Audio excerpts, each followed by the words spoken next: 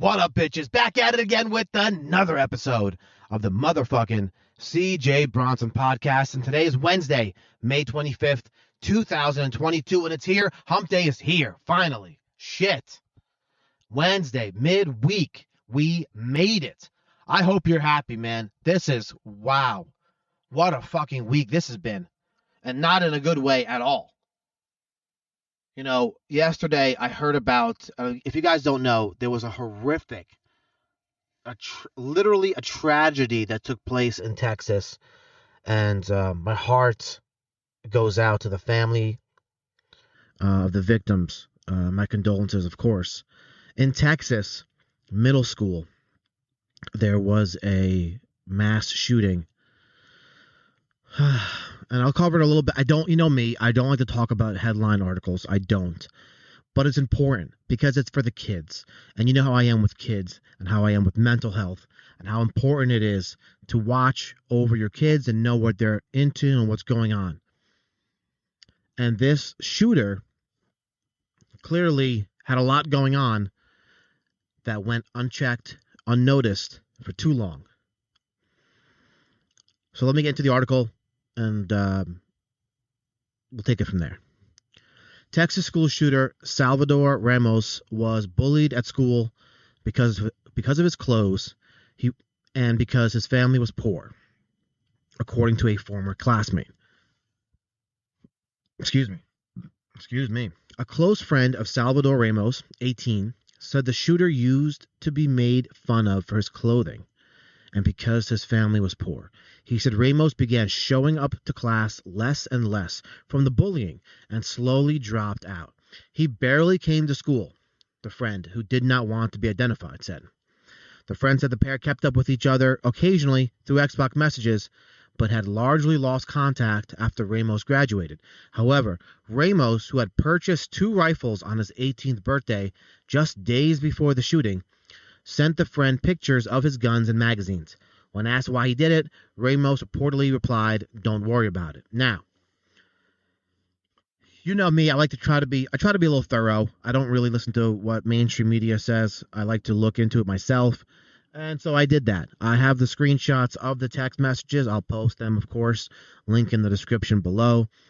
And, you can look at it yourself. Basically, what the story says. Salvador Ramos was a failing high school loner with an aggressive streak. He was bullied for being poor and mocked for wearing eyeliner. That's how former classmates and colleagues have described the evil killer, 18, who slaughtered at least 19 innocent children in the second deadliest school shooting in American history in Uvalde, Texas, on Tuesday, before being shot dead in a shootout with a Border Patrol officer. So described by one pupil as an emo, his lisp also made him a target, according to the Washington Post, with classmates claiming he endured gay slurs. Another said he was mocked for his clothing. A former classmate who asked not to be identified told CNN he and Ramos were somewhat close and used to play Xbox together. The killer was a fan of the shooting and combat game Call of Duty. On his since-removed Instagram account, Ramos is believed to have shared a photo of 2 AR-15-style rifles just 3 days before the killing at Robb Elementary School, while the bio on his TikTok page chillingly read, quote, "Kids be scared IRL." IRL stands for in real life. So kids be scared in real life was on his TikTok. While the motive for the massacre is not yet known, one neighbor told local news channel Newsy that he witnessed Ramos, who worked at a Wendy's, arguing with his grandmother, claiming he was angry that he did not graduate. He said the grandmother then screamed, he shot me," before Ramos zoomed down the street and crashed his car before embarking on his killing spree, which also counted 2 much-loved teachers, bringing the death toll to at least 21. His grandmother reportedly survived, but critically injured. The neighbor, Ruben Flores, 41, said he had a pretty rough life with his mother and that he had tried to be a father figure to the teen. He claimed to the Post that police had previously visited his maternal home on Hood Street and that the troubled youth argued often with his mother before moving to his grandmother's house across town a few months ago. Meanwhile, his Wendy's coworkers told the Daily Beast that he had an aggressive streak and would send inappropriate messages to female employees. He also branded him quiet and antisocial. One said he would be very rude toward the girls sometimes, and one of the cooks threatening them by asking, "Do you know who I am?" He would also send inappropriate texts to the ladies. The same source claimed there were multiple videos of Ramos fighting people with boxing gloves at a local park. He'd take them around with him in the hours leading up to the killings. The shooter reportedly showed off his guns to an LA-based woman via his Instagram page, taunting that he was about to do something. When the woman asked what, he said, "I'll tell you before 11. He began shooting at noon. As soon as he made entry into the school, he started shooting children, teachers, whoever was in his way. He was shooting everybody. Texas Department of Public Safety spokesperson Lieutenant Chris Olivares says. Oh, man, this is horrible. This is just evil. Another resident said, "I'm afraid I'm going to know a lot of these kids that were killed." Yeah, I'm not going to continue on. I mean, the link will be in the description below. The text messages are there. And, this is what I'm saying, man. I mean, this kid's 18. He had issues with his mom to the point where he had to move across town to live with his grandmother, according to this article. He had run in with the police, with the law before. He has a violent streak. His job knew about it. Everyone around him knew about it, but nobody tried to help him as far as mentally. And it's so important. I always say to you guys, mental health is so important. It's tremendously important. Whether it's your kid or someone, talk to them, befriend them, try to see, maybe you can be a hero. I'm not saying to jump in front and of the bullet. I'm just saying be nice to people. Shit. Maybe if you worked with him at Wendy's, you could have talked to him and really got to know him, and then say, "You know what, buddy? Talk to one of his family members and convince them to get him into some kind of therapy or, an intervention or something. We could sit him down and really try to hash things out and maybe get him into a program with a therapist to really establish what sort of symptoms or ailments he may be suffering with. We don't know. I mean, this is clearly a mental health issue. He was harassed and bullied in high school, and that didn't seem to end as time went on. It just seemed to progress, and he seemed to act out because he had a lot of repressed anger, I guess, from high school. It's just sad. It really is sad, and my heart again goes out to those kids and to the family. So today's episode, I'm going to try to change the subject. As difficult as that is for me, being a father. I mean, just being a human being, you kind of really have to feel, some kind of empathy for that. Can you imagine waking up and me as a dad, I know I wake up and I go through the same routine. Wake up at 5:45, we get up. My wife gets my son up. I start to make breakfast, start to make his lunch, and I couldn't. We have a whole morning routine Monday through Friday. Now imagine today waking up Wednesday, automatically waking up to get your kid up for school, and then it hits you. If you even slept, assuming you slept, and your alarm wakes you up because you forget to take it off, and then you just start bawling in tears. I couldn't imagine. I couldn't fucking, what the fuck, how do you, I don't know what I would do. To be honest with you. I mean, I don't think anyone knows what they would really do. Would you just break down? Would you just give up on life? I don't know. Whoever's close to these family members, I hope you stay close to them. I hope you reach out to these family members. They're going to need a lot of support. They're going to need a lot of love and a lot of attention. Really try to talk to them, calm them down. Maybe try to get them. Hopefully the state, Greg Abbott, the governor out there, hopefully he pays for some kind of therapy sessions or counseling for these people because they're gonna need it. They're fuck, man. The whole school's gonna need it. The whole town's gonna fucking need it. Oh man, that's heart wrenching. Okay, sorry. Let's go back to the story. That I want to talk about, and it's a crazy story. It truly is a different story, completely opposite, because here's somebody who has money, who is somebody who has what seems to be a good life. Kentucky pediatrician. All right, you're a pediatrician. You're a doctor. You're a doctor for kids. What's the problem, right? Usually, pediatricians, you make good money. You're making more than my fucking ass is doing DoorDash. I'll tell you that shit right now. You're making more money than me doing podcasts. That I can assure you. And you're definitely making more money than I am selling my book on Amazon. That's only $3.99. It's called Worthless. Fantastic book. It's a quick read. I think it's like 200 pages. It's a quick read. Don't worry about the pages. It's a good read. You're going to enjoy it. Check it out. Read the description. See if it's for you. I'm telling you it will be. Because it is. It's a great book.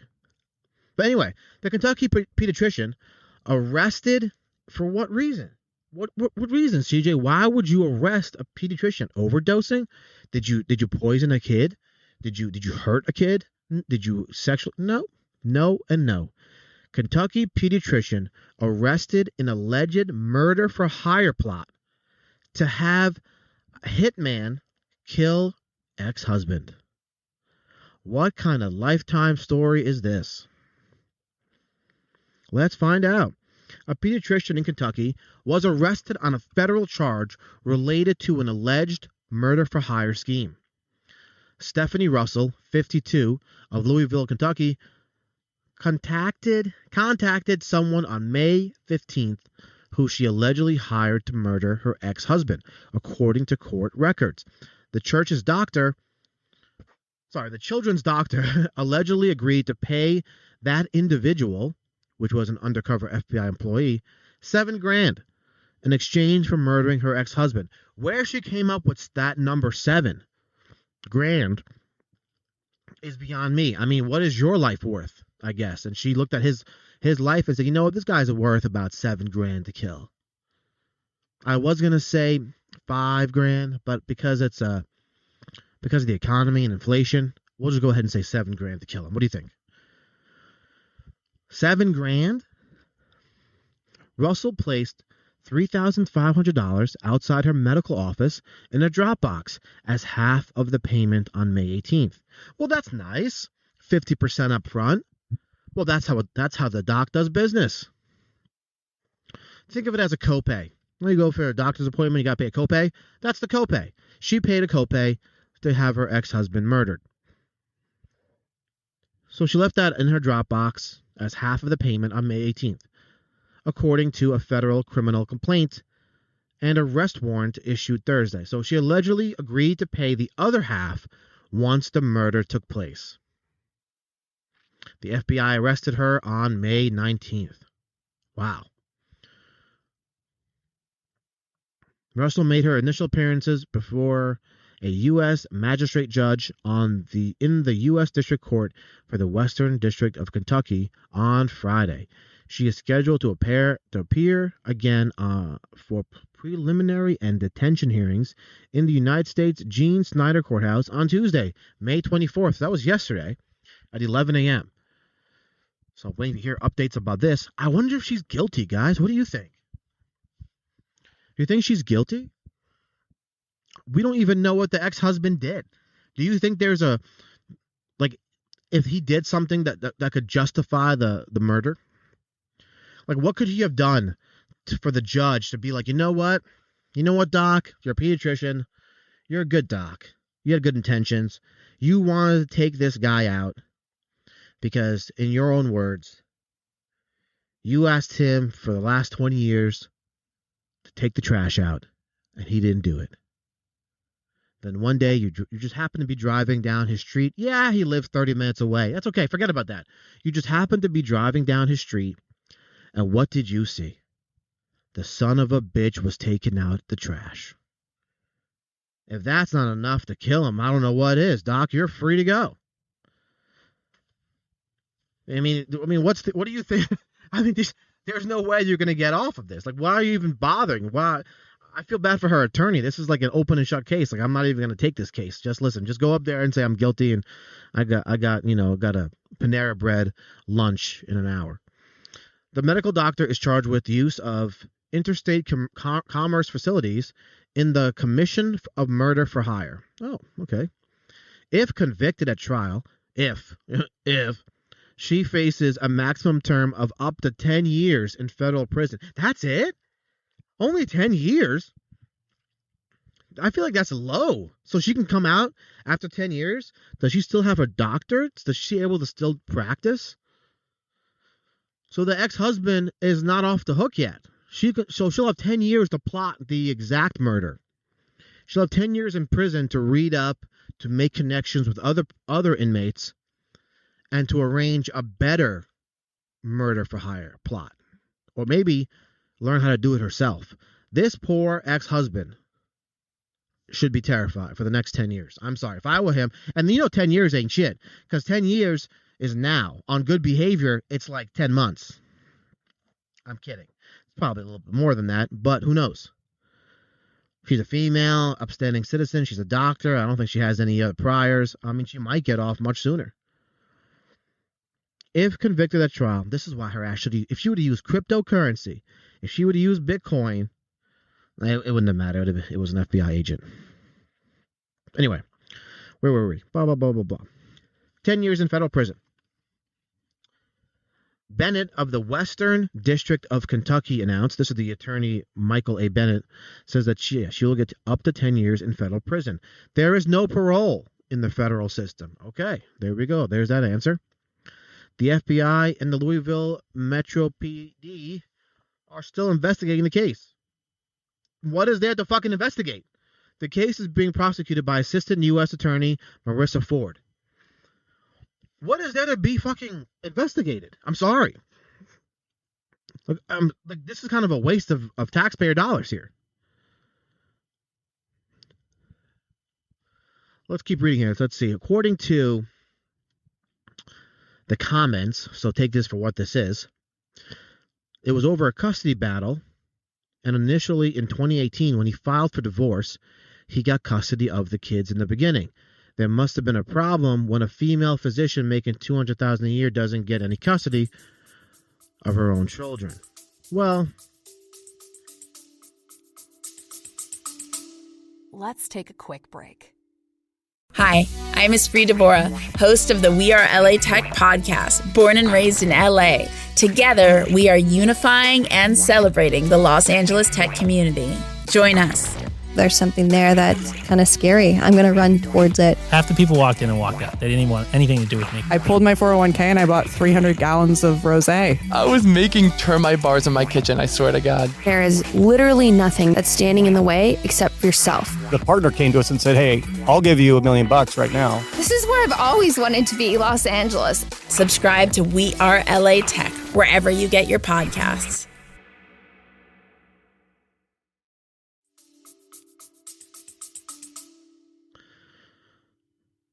And then someone else goes, if she just Googled it, she would have seen the average price for a spouse is $25,000. $7,000 seems kind of low. Well, like I said, I mean, I don't know where she came up with $7,000. $25,000 for a murder. I figure that's about right. $25,000 to kill somebody. I think that's fair. What do you guys think? I don't know. $7,000. I mean, that's a slap in the face. No wonder this guy turned her in. If you would have gave the FBI 12.5, right? That's half of 25. Yeah, if you'd have given the FBI agent 12.5, maybe you wouldn't be in jail. Maybe the job would have been done. This is the FBI we're talking about. These aren't really the, cream of the crop, best government agency as far as track record is concerned. Hashtag Hunter Biden's laptop. But let's not talk about that. That's how you get banned. Yeah, man. Why are we going to court? Why are we wasting taxpayers' dollars on this? Open and shut case. You have the money. You have the conversation. I'm sure you have video evidence of her leaving it in the Dropbox. Because it's a sting operation. You're going to have it all. What is there to investigate? Now, what scares me, and I feel bad for her ex, And I feel bad for, you know what? This is why you have to really do your research, right? Next time you go to the doctor, you got to really do a background check on this doctor. You don't know. What if you happen to go to this doctor's appointment and the doctor, female doctor, just had a horrible breakup as well, and you happen to have the same first name and the same mustache or whatever as her ex, and now you're going there to get dental work, and for whatever reason it triggers a memory, and she decides to take that out on you when you're fucking unconscious. It could happen, right? So you have to really do your due diligence, do your research before you pay anything for any service. I can give you countless stories of people who do not do their own due diligence before hiring somebody. It's so important to know who you're dealing with. I tell you right off the bat, I'm a crazy person. You guys know this. I tell you all the time, I'm not a doctor. I ain't no physician. I ain't educated. You know, I don't have any special equipment. I'm in my car recording this shit in my Kia. You see the profile pic. You know what I mean? That's me recording. That's what I'm doing right now. I ain't no Joe Rogan. I ain't no Diaz, Tim Dillon. I'm none of those people you love. I'm not. I'm not trying to be. I'm trying to be me. But I keep it real. Some people don't keep it real. Some people think they can kill their ex-husband for $7,000, $3,500 up front. What kind of... You're a pediatrician, son. You couldn't afford any more? You know how much a children's doctor make? It gotta be a lot of money because kids get sick all the time. All the shots they gotta take. Oh, I don't feel good. I got a tummy ache. I gotta... Whatever. You gotta bring them to the doctor all the time.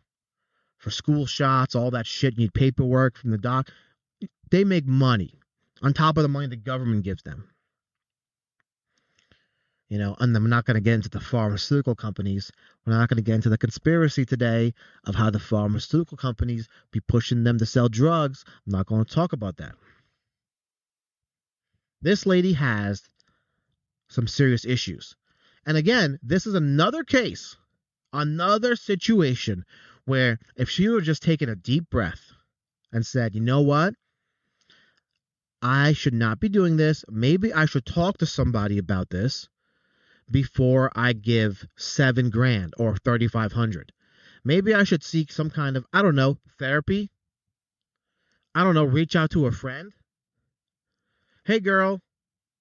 Yeah, it's me, the doc. Listen, you know remember my ex-husband? I'm thinking about killing his ass. Ah, you crazy, girl. You ain't gonna kill nobody. You crazy. No, for real. I met somebody. I'm gonna leave $3,500 in a Dropbox. Girl, you better not. You better not drop that money off. Maybe you should go see somebody. Talk to somebody. There's a therapist right over there. That's all it would have taken. That's all it would have taken. But think before you act.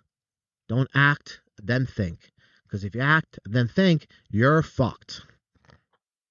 You're fucked. You have to think before you act always. I've learned that the hard way. Well, not as hard as this lady. $3,500 in the hole. 10 years in the jail. Can you imagine you had an appointment with this doctor? Bring your kid in?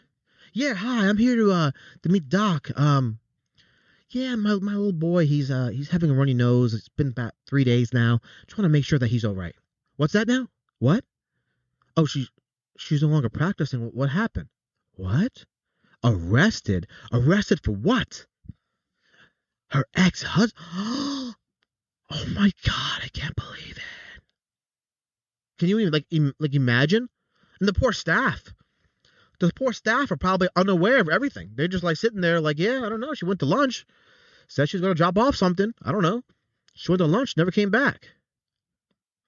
You know how she is. She probably driving by her ex-husband's house again, talking about, oh, he took the trash out. Can you believe it? You know how she always goes on about that bullshit. No. I don't know. Maybe that's what happened. Maybe it's not what happened. Who the fuck knows? All I know is she should have sought help. Hopefully in prison she will seek help. And when I say seek help, I don't mean help of another hitman. I don't mean help of a gang. I mean like therapy help. Like talk to somebody, read a book. She's obviously an educated person. She was able to get a doctorate degree. That takes some kind of education, some kind of ability, right? I mean, more than most. So she's able to learn. Now she just needs to learn how to deal with her whatever ailment is. And the best way to do that is to talk to somebody. But as you guys know, I'm not one of those people. Hopefully she'll find that person. Hopefully the ex-husband is safe. Let's keep him in our prayers. Because the next 10 years are going to fly by for him. He's going to be watching over his shoulder, especially if she makes connections in prison. Oh, man, I feel bad for this man. What could you have done? What could you really have done? Was it really a court battle? Was it really a child custody? I don't know. I hope not. I kind of want to look into it, and I kind of don't. I kind of want it to be over with. I think he does too. I think he wants to move on with his life. Obviously, that's why he's divorced. I think we should respect his privacy. Hopefully, his ex-wife respects his privacy after these 10 years. But then again, who knows? Who the hell knows, man? This is the world that we're in, people. This is, hump day. I wish I could tell you some crazy, better news. I wish I could tell you something amazing took place. I wish. World Health Organization, as far as I'm concerned, is still meeting. As far as I understand, they're still meeting. They have their own police force. The World Economic Forum has their own police force. So I know that a lot of people are trying to get, the inside scoop, and they really can't because they're stopping them.